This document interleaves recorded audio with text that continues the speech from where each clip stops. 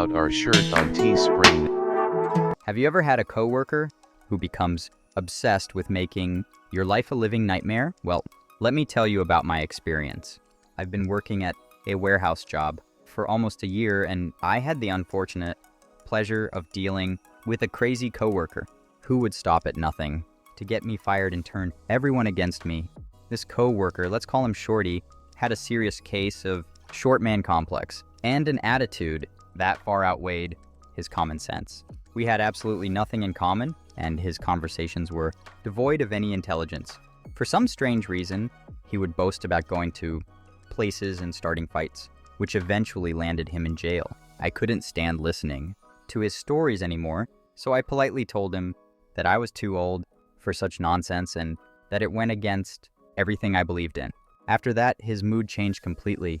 He started telling me that he should be more like me, but I had lost interest in engaging with him. Instead, I started talking to other people, and that's when Shorty's jealousy exploded. He began acting like a jealous ex-girlfriend, purposely making my job more difficult. He even went out of his way to shoulder me and nearly knocked me over. I reported his behavior to management, but unfortunately, they turned a blind eye. However, there was a camera positioned above me. So Shorty decided to stalk my Instagram account. He pretended to be other people and started threatening me and challenging me to fights. At first, I responded because I knew it was him, but eventually, I blocked his numerous accounts, which he kept creating one after another. One day, Shorty called my union and accused me of using racial slurs against coworkers, something I have never done. To my disbelief, my union rep yelled at me without giving me a chance to explain my side of the story. I informed them about Shorty's harassment and assaults, but it fell on deaf ears. The funny thing is, Shorty went around telling people that I was a racist, but thankfully most people didn't take him seriously because they knew I was just a regular jerk. Far from being a racist.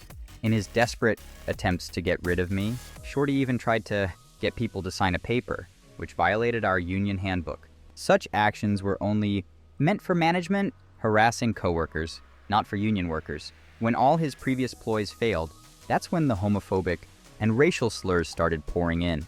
Desperate to find a solution, I turned to the union, but they didn't help or even try. Throughout this entire ordeal, my coworkers either stood timidly by or refused to get involved, leaving me feeling abandoned. Later on, Shorty got fired. For some reason, he thought he could make his own hours and gave the boss an excuse that even surprised me. I wondered how he never ended up in the news for something incredibly stupid. Dealing with an over-obsessed coworker is a nightmare, and unfortunately, justice was never served. But I hope that by sharing my story, others can find solace in knowing that they are not alone and that there are ways to overcome such toxic situations.